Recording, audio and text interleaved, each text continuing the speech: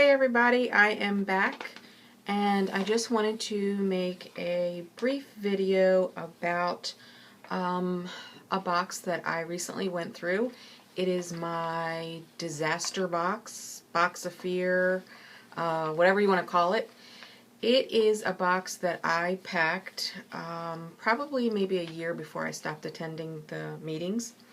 And well, maybe it's longer than that. But anyway, it was shortly after Katrina, whenever that was, I don't remember what year that was, hit, and the Kingdom Hall issued to every household a disaster supply checklist. And in the event you need to evacuate at a moment's notice and take essentials with you, you probably will not have the opportunity to shop or search for the supplies you and your family will need. Every household should assemble a disaster supply kit and keep it up to date. A disaster supply kit is a collection of basic items a family would probably need to stay safe and be more comfortable during and after a disaster. Disaster supply kit items should be stored in a portable container as close as possible to the exit door. Review the contents of your kit at least once per year as your family needs change. Also, consider having emergency supplies in each of your vehicles and possibly at your place of employment. And it goes on to give this checklist. Along with this was also given a disaster preparedness information form for every household with the publisher's name, and please return the form to your book study overseer. They wanted all your information, your cell phone number.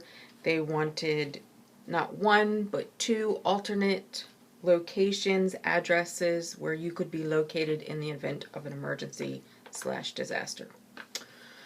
Okay, so what I want to talk about this is, which by the way, I had to throw all of that crap away because all expired, the batteries were corroded, and all this junk. So I had a box of trash, is what it turned out to be. But anyway, so just disclaimer, I'm not saying that it's wrong to have some emergency supply kits. You know, sure, have an extra roll of TP. Great. Batteries, flashlights, all that kind of good stuff. Everyone should have those things. That's a fabulous idea. It's not the idea of having supplies on hand. It's the fear factor that slipped in with it. That's what's key. And that's what I wanted to talk about.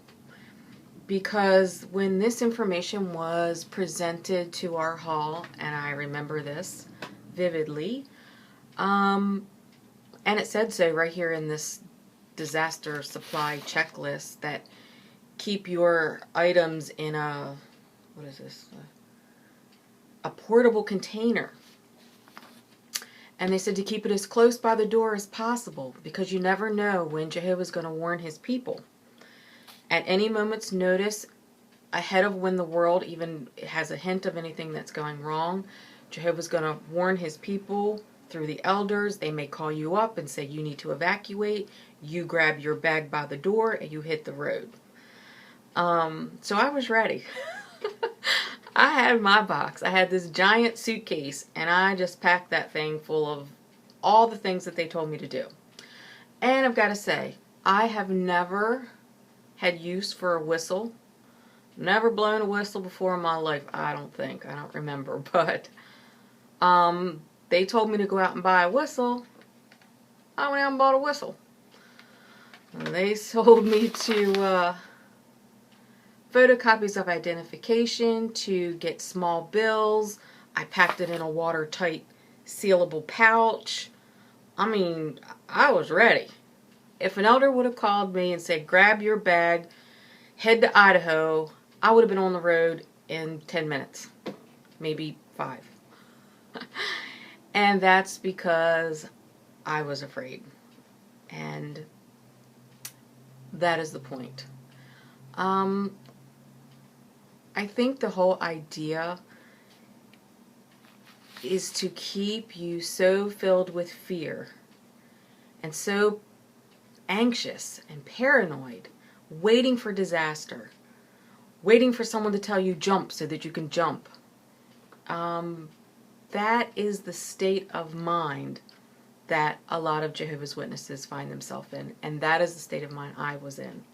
As you can tell by the way that I packed my box and had it all ready, and dog food and portable kennels and you name it, I had it, and I was ready to go. And so it's that fear factor. And I'm not saying that every witness ran out and got their box. I know my sister did. One of my sisters did not. And I was like shocked.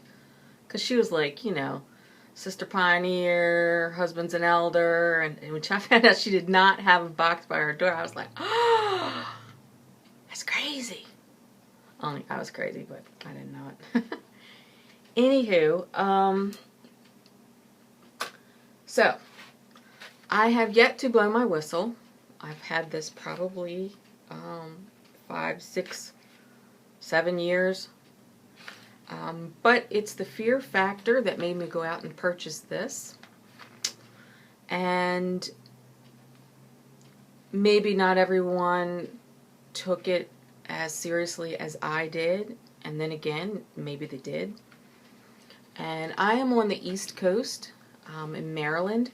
So I don't know if anyone else is on this side or got a talk similar to this, maybe after Katrina. You may remember that. I don't know. But I just want to let people know how anxious and how fearful you are and how you're waiting for the world to disintegrate at any moment. And that is the life of a Jehovah's Witness. That's the life. It's not fun. It's not pretty. And I remember having conversations with my family members about, you better be ready, because when I get that call, I'm getting in my truck. I'm grabbing my bag and I'm gone. I'm going to scoop up my mom and I'm heading out. So you're either ready or you're not. Don't call me because I'm out of here. And it was just a fearful thing. And I remember even my mom and I were talking about how, because we're given this information, then of course Jehovah's preparing us and something's about to come down the pike, because why would he have us do this for nothing? So we are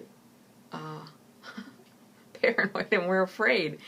And we would every time our gas needle would get down to like 3/4 of a tank, we'd run to the gas station and keep that puppy filled in case we had to hit the road. And make sure that you have 2 alternate routes out of your neighborhood.